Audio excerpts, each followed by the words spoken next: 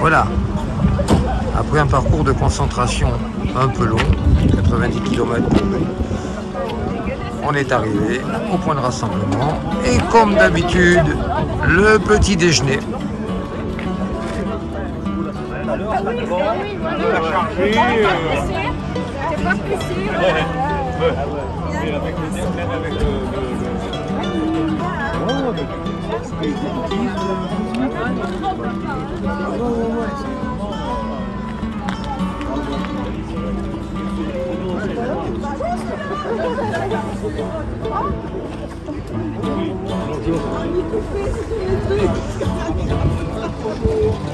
Aujourd'hui, ce sera une journée Triumph et MG.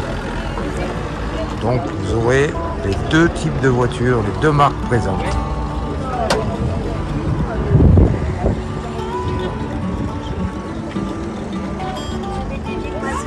Super.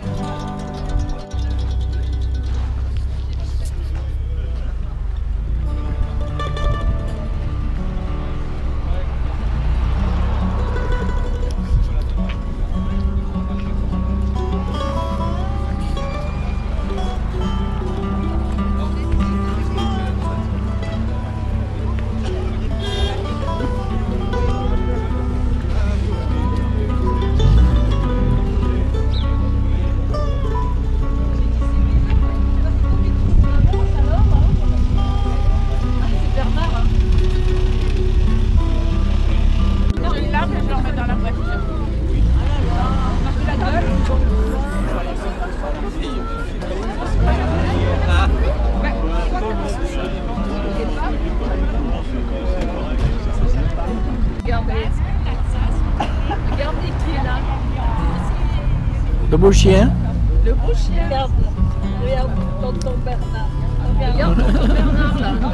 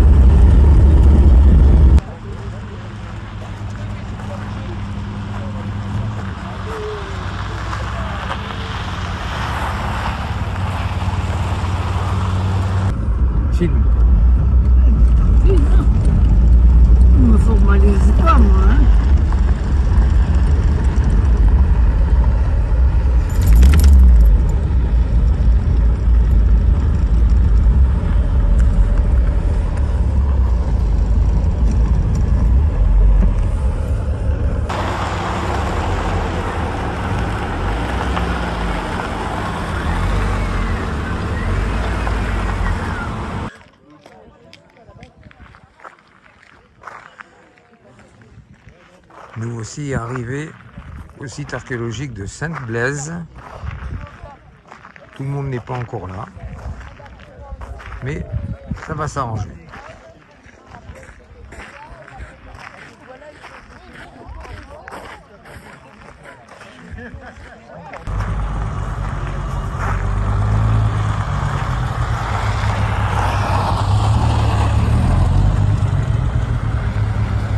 Un beau troupeau de triomphe.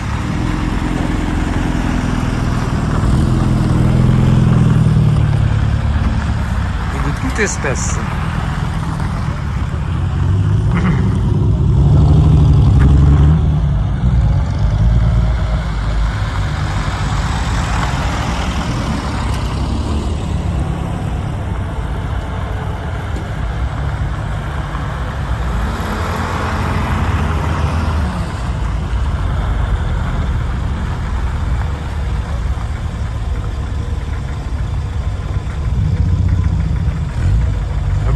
Ça bouchonne.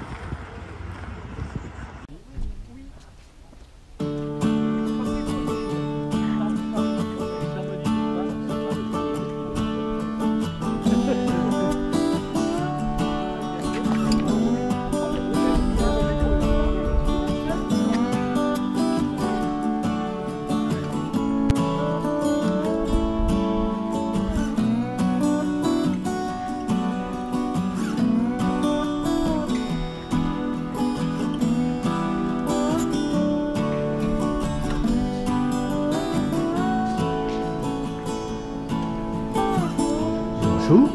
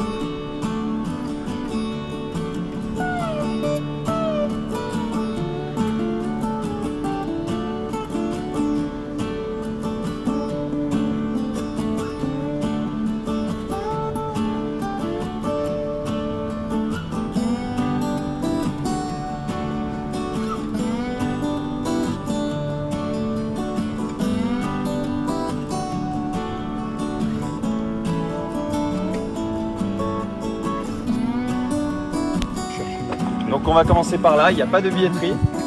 Pour ceux qui n'auraient pas encore eu la chance d'y aller, il y a des toilettes juste ici, à gauche, en longeant le bâtiment sur votre gauche.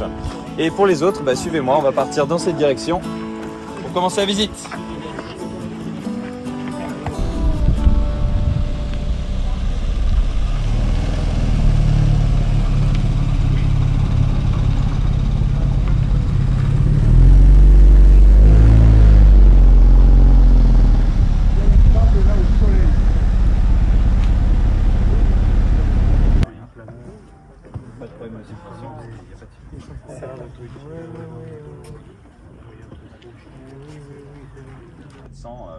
Avant Jésus-Christ. Donc c'est l'époque du cardial. À l'époque, on est encore dans la préhistoire ici. Les Gaulois, les Romains, tout ça, ça n'existe pas. On est dans une sorte de préhistoire qui connaît déjà la poterie et en partie une certaine forme d'agriculture. Voilà. On a aussi des grottes ornées, des grottes dans la région. Alors c'est des graffitis, hein, c'est des petits dessins, mais on sait qu'il y a une occupation très ancienne ici. Alors, oui, il y a un moteur électrique dessus.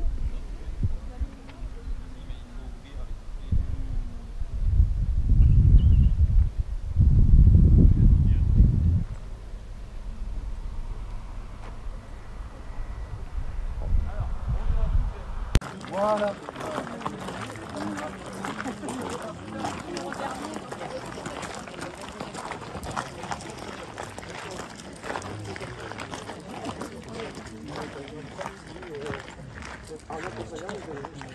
Et il me semble que Olivier, ton père, il n'était pas allé.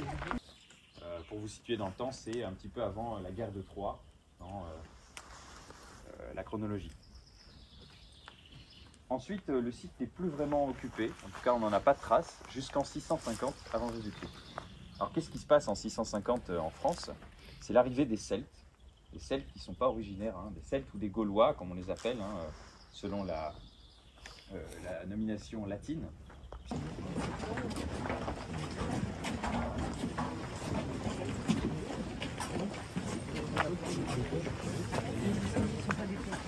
Donc là, vous êtes dans l'encadrement de la porte principale, la porte par laquelle les chariots, les denrées, les commerçants et les visiteurs entraient dans la ville fortifiée. Ce mur-ci n'existait pas, il a été construit beaucoup plus tard, au Moyen-Âge. Donc évidemment, une fois qu'on entrait par cette porte, eh bien, on continuait tout simplement dans cette direction. Vous êtes à peu près au niveau de la terre de l'époque. Mais il n'y a pas rien.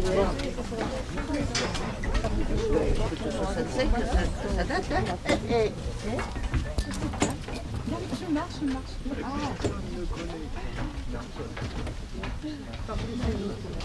Oui, c'est la commune de Saint-Denis. C'est marrant parce que c'est marqué.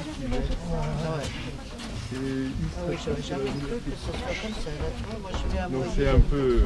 Oui, c'est Martigues qui vient. Oui, c'est le fil. Même si tu n'aimes pas les bières, mais les pierres, rien que pour le cadre. Comment vous avez arrivé Des artefacts. Trouver artefacts, oui.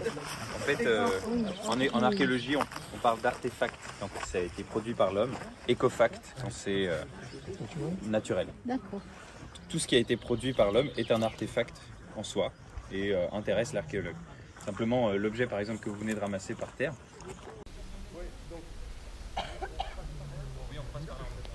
C'était la plus grande, la plus vieille ville de France.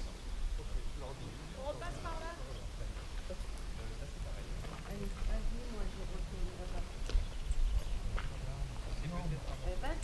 Sur l'axe principal de la ville.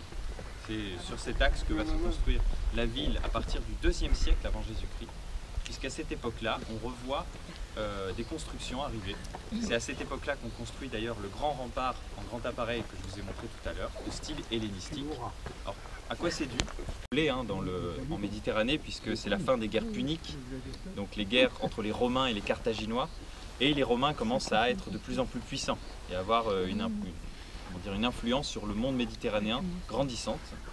Et les Grecs de Marseille, qui font partie des cités les plus puissantes de la Méditerranée à l'époque, jalousent ce pouvoir romain, même s'ils en sont alliés, et vont vouloir aussi grappiller un petit peu de pouvoir sur la région qui les entoure.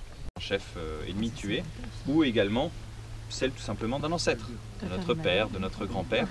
Les têtes étaient donc disposées dans ces murs, par dizaines, peut-être par centaines pour les sites les plus grands. Et rien que sur ce site, on a plus d'une dizaine de ces stèles, mais il y en avait probablement beaucoup plus. À ce qu'on pense des Celtes, les Celtes ne construisent pas que des grosses chaumières avec un toit en paille, et vivent dans des petits villages haut perchés, un peu comme l'image d'Épinal qu'on a du village gaulois dans le nord de la France. Ici, rien à voir avec ça, les maisons étaient carrées, elles étaient sur 2, 3, voire 4 étages, et dans une petite agglomération comme celle-ci, on pouvait compter près de 10 000 habitants, sans aucun problème. C'est avec un petit peu de ciment pour pouvoir impressionner, et encore une fois, pour pouvoir obtenir des subventions de la région, du ministère de la Culture et autres. Plus un site est impressionnant, évidemment, plus les gens ont envie d'y mettre de l'argent, filmer des reportages et autres. Mais donc, quittons un petit peu la ville celte romaine, qui finalement va cesser un petit peu d'être habitée à partir de l'invasion romaine, et plongeons-nous dans la ville tardo-antique, c'est-à-dire de la période des invasions barbares, puisque à cette période, au IVe siècle après Jésus-Christ, 5e siècle, les habitants de la région vont venir se réinstaller ici. Qui avait été creusé directement dans la pierre sur lesquelles on posait tout simplement une plaque. Et comme ce sont des tombes paléochrétiennes, tout simplement, une araignée sur moi, Il y en a qui n'étaient pas grands. Ouais. Celui-là, il n'était pas gros. Non plus. Bon, à l'époque, je sais pas s'ils étaient gros. En tout cas, ils n'étaient pas obèses, hein, ça c'est sûr. Hein. Ils étaient plutôt étroits.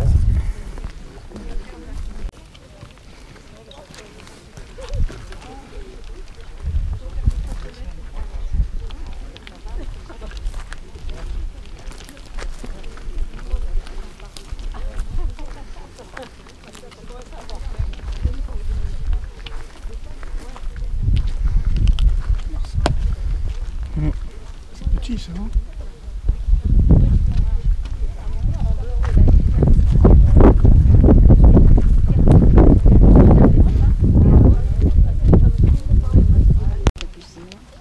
J'en avais venu à une époque, bon, ça peut être qui change. Hein.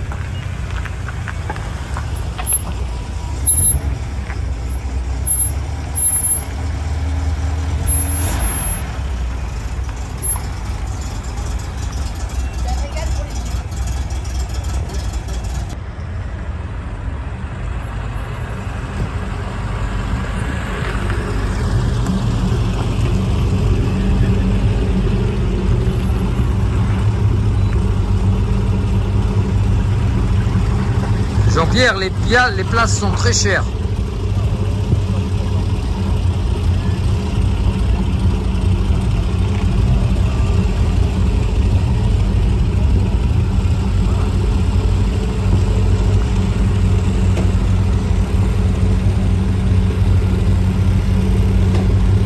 Très gros encombrement au parking de l'hôtel.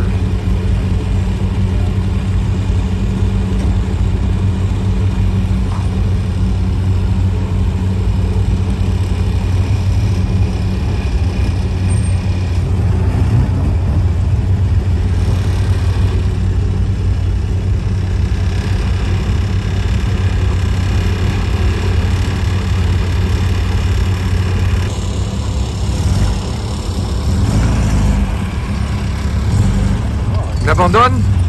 Ouais, bon, il n'y a pas de place là.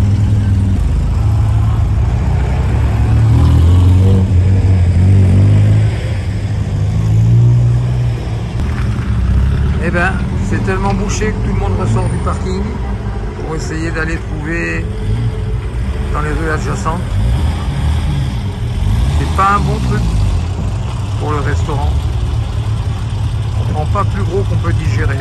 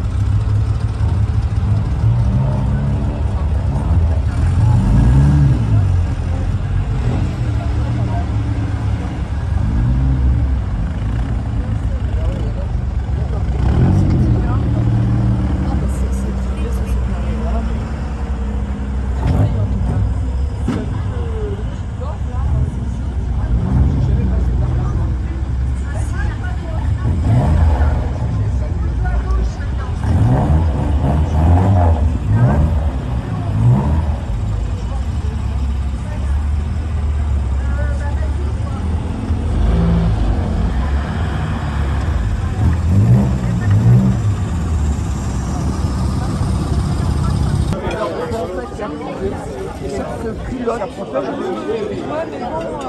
Sur les plaques en verre, je suis pas embêtée avec ça, tu parles. Parce que quand Là c'est fini, hein. Et donc on va voir, je les ai pas mis sur la voiture parce que j'ai fini hier. Tout le film se passe en canto. Au début, c'est ça passait. Oui, au début. Je lui ai dit une belle affaire, et puis bon, C'est l'occasion suivante qu'on s'est dit finalement. quand on va prendre des vacances, on va la Voilà, retrouver. il y a le retour de... Ça a l'air sympa.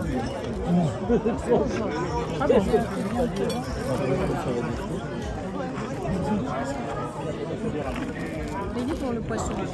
On est parti en Afrique.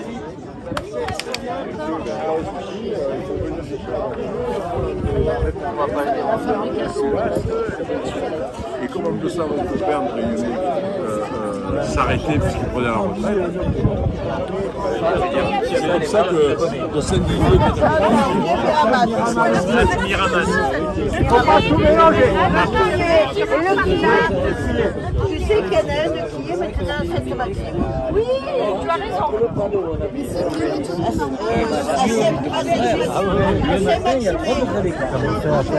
Salut Robert. entre l'obélisque Et le Prado. Il y a 3 degrés d'écart. Il y a 100 mètres à peu près. l'obélisque, c'est au fond de Mazag. Oui, c'est quand tu prends le rond-point, voilà.